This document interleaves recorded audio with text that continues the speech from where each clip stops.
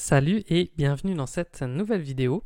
Aujourd'hui, je vous retrouve pour un tutoriel assez facile. On va voir comment faire pour créer une texture avec des bandes en diagonale comme celle-ci sur Photoshop. Donc c'est parti, je vais commencer par créer un nouveau document. Alors je vais le faire de, admettons par exemple 2000 pixels par 1000. Voilà. En 300 pixels par pouce, couleur RGB 8 bits, couleur d'arrière-plan blanc, et je fais créer. Donc ça, ce sera mon document sur lequel je vais incruster tout simplement la texture. Et ensuite, je vais créer un autre document que je vais faire cette fois-ci, par exemple, de 100 pixels. Alors, 100 pixels par 100 pixels. Le reste, je laisse pareil et je fais créer. Sur ce document, je vais vérifier ici que je suis bien en noir. Donc, je prends du noir. Je vais prendre ici l'outil rectangle. Je vais faire un clic et je vais créer un rectangle qui fait 50 pixels de large et 100 pixels de haut. Je fais OK. Alors, il ne me le crée pas tout à fait au centre. Donc, je vais prendre mon outil ici déplacement. Je me rapproche et je m'arrange pour le placer. Vous voyez, grâce au magnétisme, je le place correctement, c'est-à-dire que ici, alors si vous voulez être sûr, sinon vous faites commande A, donc peu importe où il soit sur le document, vous faites commande A et vous le centrez comme ceci sur l'axe vertical et ensuite vous le collez par exemple à droite ou à gauche, peu importe. Je fais commande D pour désélectionner et ensuite je vais aller dans édition et je vais utiliser ici la fonction utiliser comme motif. Donc je clique ici. Là, vous pouvez lui donner un nom. Donc, admettons qu'on l'appelle bandeau, enfin, ou bande, comme ceci.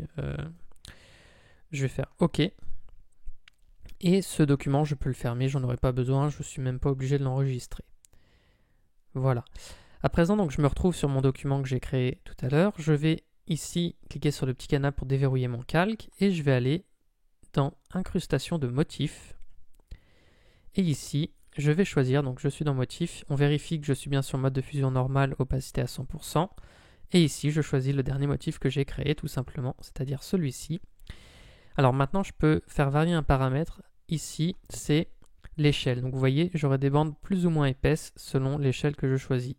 L'intérêt d'avoir créé le motif comme on l'a fait, c'est que vous voyez, si je peux agrandir vraiment très fortement l'échelle. Bon, si vraiment je vais jusqu'à 800, je vais voir un léger flou ici, mais globalement, je peux augmenter l'échelle assez sensiblement sans perdre de qualité, sans vraiment avoir de flou et en ayant des bandes qui sont encore assez nettes. Donc c'est plutôt intéressant.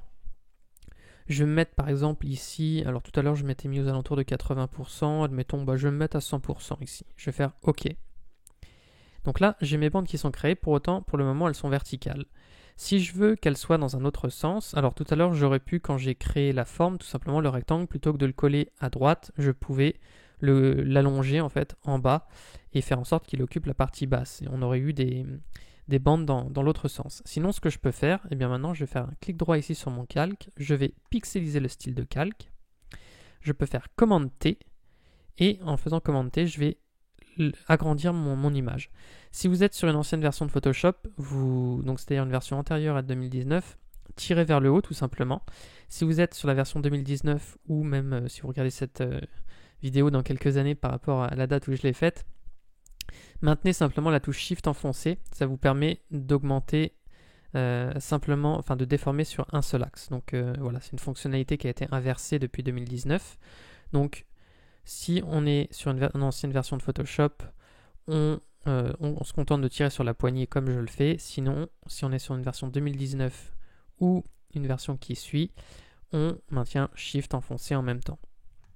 Voilà, donc j'étends à peu près, vous voyez, la sélection, enfin le cadre comme ceci. J'appuie sur Entrée. Et maintenant, si je fais Commande T, enfin, à la limite, j'étais même pas obligé de valider. Mais si je fais Commande T, vous voyez que je peux faire pivoter maintenant mon image. Donc, je peux faire maintenir Shift enfoncé et vous voyez en maintenant Shift enfoncé, là j'ai des bandes qui sont maintenant horizontales. Et si je veux les avoir comme ceci, eh ben je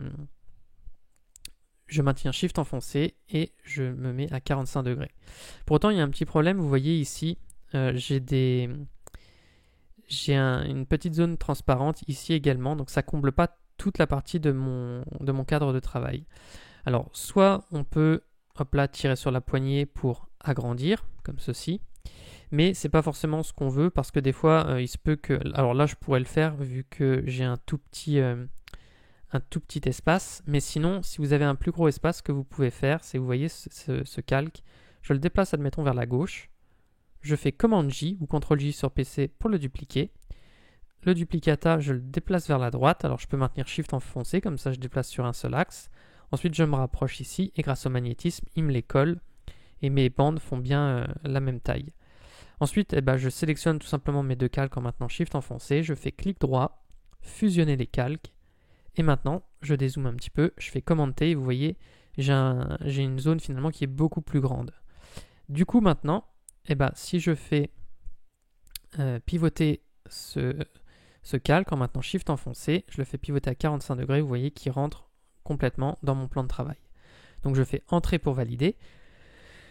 Et là, j'ai mes bandes. Alors, dernière étape, comment faire pour les colorer? Eh bien pour ça, je vais aller ici et je vais cliquer sur courbe de transfert dégradée. Je crée en fait un calque, donc je clique ici, je vais avoir deux couleurs sur mon dégradé et en fait les deux couleurs vont tout simplement définir les couleurs de mes bandes, tout simplement. Donc après, vous voyez, vous pouvez choisir vous les couleurs que vous souhaitez. Bon, tout à l'heure j'ai mis du bleu, là je pars sur du rouge. Vous pouvez personnaliser les couleurs tout simplement comme ça avec ce calque qui est juste au-dessus. Donc voilà, j'espère que ce tutoriel vous aura plu. Si c'est le cas, je vous invite à mettre un like et à vous abonner à la chaîne. Et j'en profite pour vous dire, si vous voulez progresser sur Photoshop, que j'ai créé une formation de 3 heures où on voit toutes les bases depuis le début. Donc voilà, c'est parfait pour débuter.